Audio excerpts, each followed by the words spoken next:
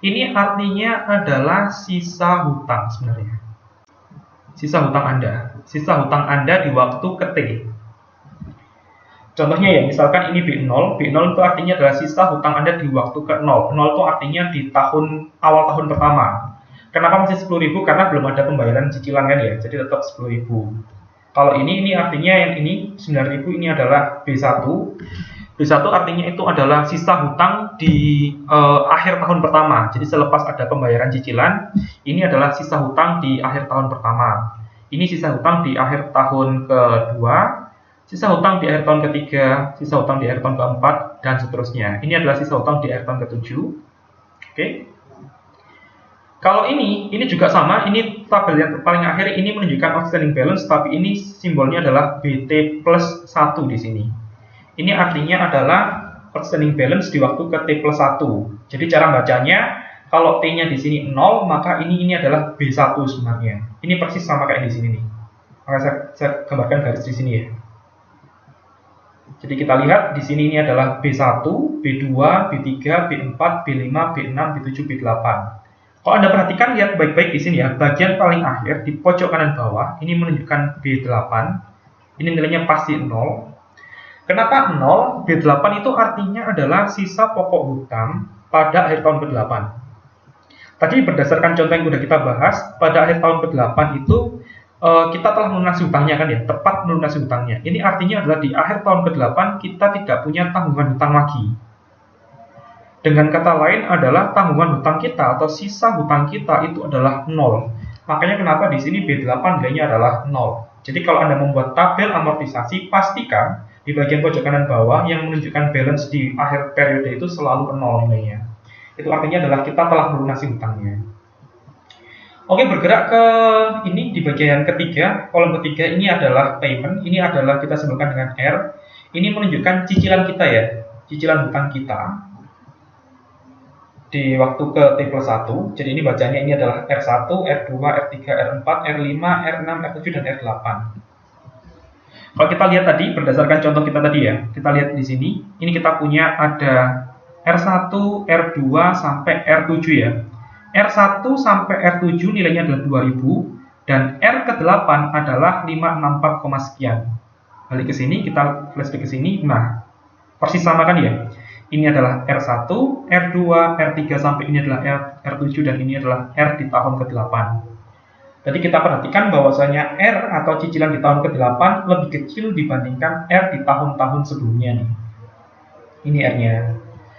Nah, berikutnya di kolom yang keempat ini adalah interest atau kita simbolkan dengan I di sini, I besar. Ini interest, ini artinya adalah ini adalah bunga, porsi bunga di waktu ke T plus 1. Dan yang ini prinsipal atau kita simbolkan dengan PT di sini, ini artinya adalah pokok pinjamannya.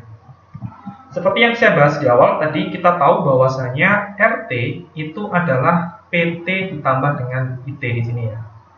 Jadi ketika kita membayarkan cicilan itu sebenarnya ada dua komponen, yaitu komponen dari pokok pinjamannya atau prinsipalnya di sini, dan bagian dari interestnya atau I di sini kan ya. Oke, kita lihat kenapa perhitungan ini semua seperti ini ya.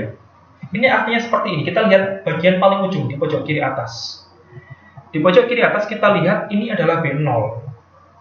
B0 itu artinya hutang mula-mula sebesar 10.000. Nah, untuk melunasi hutang 10.000 ini, dia bayar cicilan. Cicilannya adalah sebesar 2.000. Di sini makanya kenapa kita punya cicilannya R1-nya itu adalah 2.000 di sini.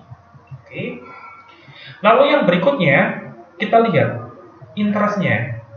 Interest ini atau kita simbolkan di sini adalah I1. Perhatikan di sini ini adalah I1. I1 ini formulanya adalah I dikalikan dengan B0.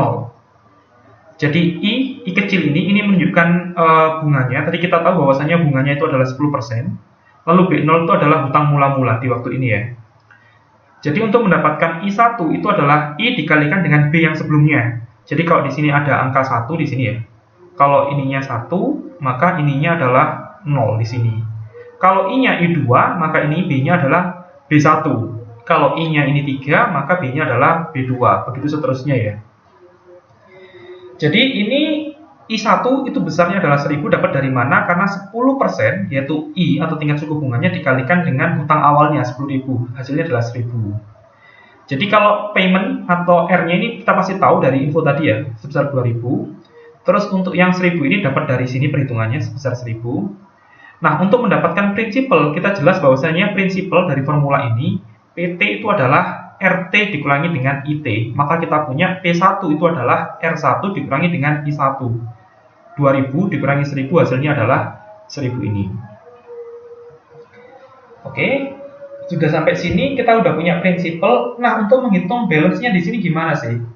Ini artinya adalah 9.000 ini atau kita notasikan dengan P1 ini adalah hutang di akhir tahun pertama.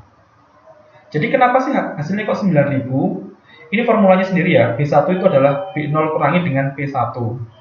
Artinya di sini kita punya hutang awalnya adalah 10.000, tapi pokok hutang yang berhasil dibayarkan di tahun tersebut adalah 1.000, sehingga hutangnya menjadi 9.000.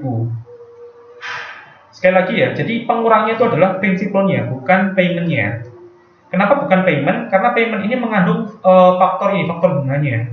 Jadi kalau bunga itu merupakan kewajiban yang harus dibayarkan, sehingga sisa hutang Anda itu adalah hasil pengurangan antara hutang mula-mula ini dikurangi dengan pokok pinjaman yang berhasil Anda bayarkan.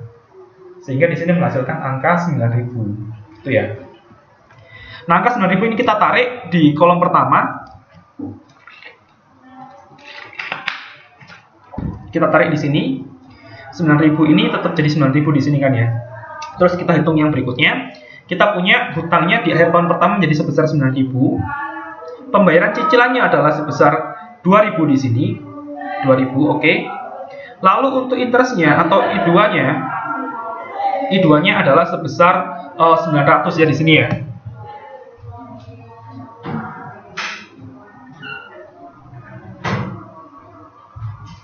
Oke, kenapa I2-nya adalah sebesar 900? Ini mengikuti formula yang sebelumnya. Saya tuliskan di sini bahwasanya I2 itu adalah I kecil dikalikan dengan B1. Kita tahu I kecilnya adalah sebesar 10% kan ya. Dan untuk B1-nya adalah sebesar 9.000 di sini nih. 9.000. Jadi kita punya I-nya 10% dikalikan dengan 9.000 hasilnya adalah 900 di sini. 900. Sehingga pokok hutangnya yang berhasil dibayarkan itu adalah sebesar 1.100. Dapat dari mana? 2.000 dikurangi dengan 900. Hasilnya 1.100. Terus untuk menghitung ini, B2 itu artinya adalah pokok hutang Anda di waktu kedua. Ini artinya hutang Anda di tahun pertama 9.000 di sini, 9.000, tapi Anda berhasil membayarkan pokok hutangnya adalah 1.100. Sehingga sisa hutang Anda itu adalah 7.900 di sini.